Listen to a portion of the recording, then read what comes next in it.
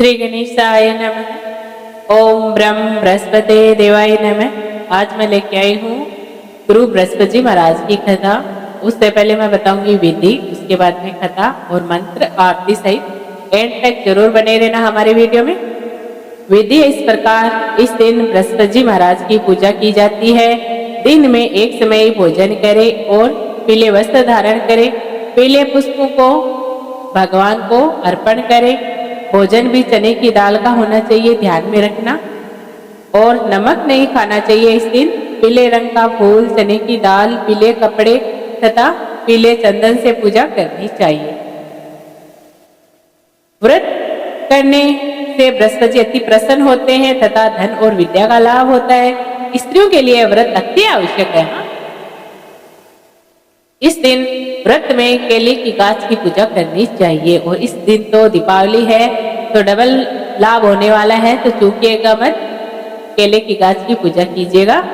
और तथा इस प्रकार एक बार क्या हुआ कि इंद्रदेव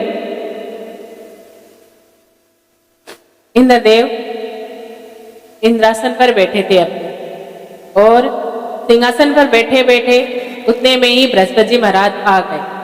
और बृहस्पति जी महाराज के लिए वह सदैव ही उनके आदर के लिए खड़ा होता था इंद्रदेव। लेकिन इस बार गुरु का आदर नहीं किया।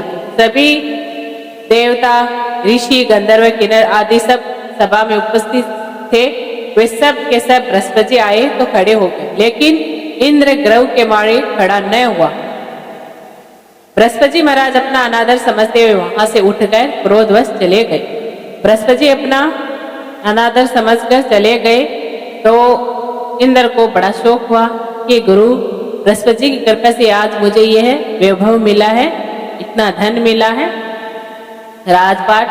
अब गुरु की कृपा न होने के कारण सारा नष्ट हो जाएगा, ऐसा समझकर उन्होंने गुरु बृहस्पति जी महाराज के आश्रम में गए। वहां पर गुरु बृहस्पति जी महाराज योग बल से जान लिया कि इंद्र मुझसे मिलने के लिए आ रहा है, तो इंद्र से न मुलाकात हो, इसी के बहाने गुरु बृहस्पति जी महाराज वहां से चले गए। जब क्या हुआ कि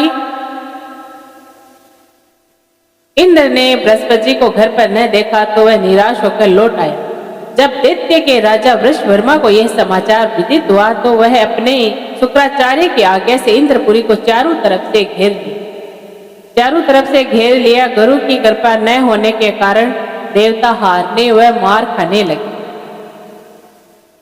उन्होंने ब्रह्मा जी को विनय पूर्वक सब वृत्तांत सुनाया देवताओं ने, और कहा कि महाराज दैत्यों से किसी प्रकार हमें बचाइए। तब ब्रह्मा जी कहने लगे कि तुमने बड़ा अपराध किया है, जो गुरुदेव को क्रोधित कर दिया है। अब तुम्हारा इसी में ही कल्याण हो सकता है कि त्वष्टा ब्राह्मण का पुत्र विश्वरूपा बड़ा तपस्वी और ज्ञानी है। तुम उन्हीं के पास जाओ और उन्हें पुरोहित बनाओ तो तुम्हारा कल्याण हो सकता। हाँ, अब आगे सुनिए। यह विचार सुनते ही इंद्र त्वष्टा के पास गए और बड़े विनती भाव से त्वष्टा से कहने लगे कि आप हमारे पुरोहित बनने की कृपा करें, जिससे हमारा कल्याण हो। तब क्या होता है सुनो। तब त्वष्टा ने उत्तर दिया कि पुरोहित बनने से तपोबल घट जाता है, परंतु तुम बहुत विनती करते हो, इसीलिए मेरा पुत्र विश्वरूपा पुरोहित बनकर तुम्हारी रक्षा करेगा। विश्वरूपा ने पिता की आज्ञा से पुरोहित बनकर ऐसा यत्न किया कि हरि इच्छा से इंद्र वृषवर्मा को युद्ध में जीतकर अपने इंद्रासन पर स्थित हुआ। हाँ, विश्वरूपा के 3 मुख थे। एक मुख से वह सोमपली लता का रस निकाल कर पीते थे, और दूसरे मुख से वह मदिरा पीते, और तीसरे मुख से अनादि भोजन करते। इंद्र ने कुछ दिनों उपरांत कहा कि मैं आपकी कृपा से यज्ञ करना चाहता हूँ। जब विश्वरूपा की आज्ञा अनुसार यज्ञ आरंभ हो गया, तब एक दैत्य ने विश्वरूपा से कहा कि तुम्हारी माता दैत्य की कन्या है, इसी कारण हमारा कल्याण के निमित्त एक आहुति दैत्यों के नाम पर भी दे दिया करो। उस राक्षस का कहा मानकर धीरे से आहुति देते समय दैत्य का नाम लेने लगा। इससे क्या है कि देवताओं का तेज नहीं बढ़ा और इंद्र को पता चलते ही क्रोधवश होकर विश्व रूपा के 3 मुख थे, वह 3 सर को काट डाला। वह मदपान करने से भंवरा, सोमफली पीने से कबूतर और वह अन्न खाने के मुख से वह तितर बन गया। विश्व रूपा के मरते ही इंद्र का स्वरूप ब्रह्म हत्या के प्रभाव से बदल गया। देवताओं के 1 वर्ष तक पश्चाताप करने पर भी वह ब्रह्म हत्या का वह पाप नहीं छूटा तो सब देवता के प्रार्थना करने पर भी ब्रह्मा जी बृहस्पति जी के सहित वहां पर आए। उस ब्रह्म हत्या के 4 भाग किए, उनमें से 1 भाग तो पृथ्वी को दिया। इसी कारण कहीं कहीं धरती ऊंची नीची होती है और बीज बोने लायक भी नहीं होती है। साथ ही ब्रह्मा जी ने यह वरदान दिया कि पृथ्वी में गड्ढा होगा, कुछ समय पाकर स्वयं भर जाएगा। दूसरा वृक्षों को दिया जिससे उनमें से गोंद बनकर बहता है। तीसरा गोंद बनकर बहता है। इसी कारण गूगल के अतिरिक्त सभी गोंद अशुद्ध समझे जाते हैं। और तीसरा भाग स्त्रियों को दिया। इसी कारण स्त्रियां हर महीने रजस्वला होकर पहले दिन चांडालनी, दूसरे दिन ब्रह्मघातनी, तीसरे दिन धोबनी के समान रहकर चौथे दिन शुद्ध होती है। और संतान प्राप्ति को उनको वरदान दिया। चौथा भाग जल को दिया जिससे फेन और शिवाल आदि जल के ऊपर आ जाते हैं। जल को यह वरदान मिला कि जिस चीज में डाला जाएगा वह बोझ में बढ़ जाएगी। इसी कारण इंद्र को ब्रह्म हत्या के पाप से मुक्त किया। जो मनुष्य इस कथा को पढ़ता या सुनता है उसके सभी पाप नष्ट हो जाते हैं। बृहस्पति जी महाराज की कृपा बनी रहती है। बोलो बृहस्पति जी महाराज की जय। इस दिन इस मंत्र का जाप जरूर करना चाहिए।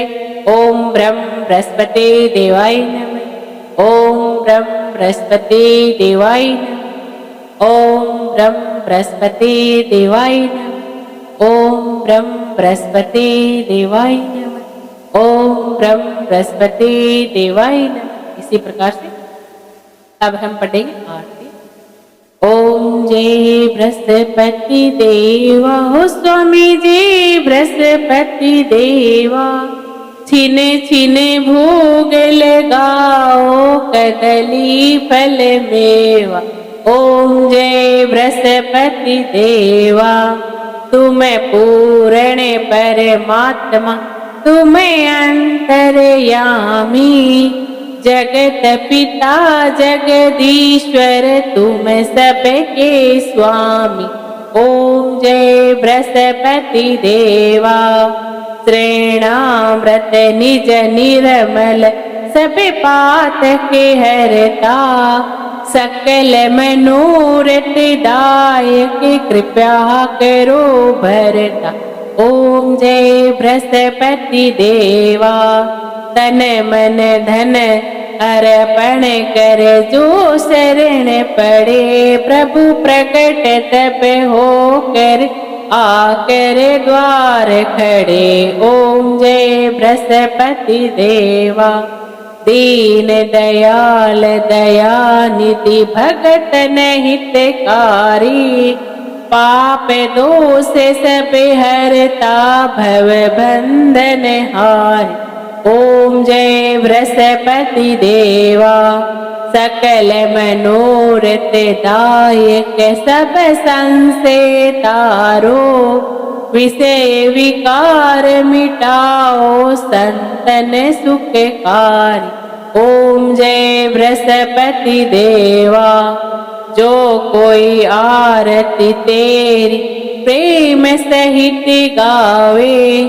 ज्येष्ठानंद बंद सो निश्चय फल पावे। ओम जय बृहस्पति देवा।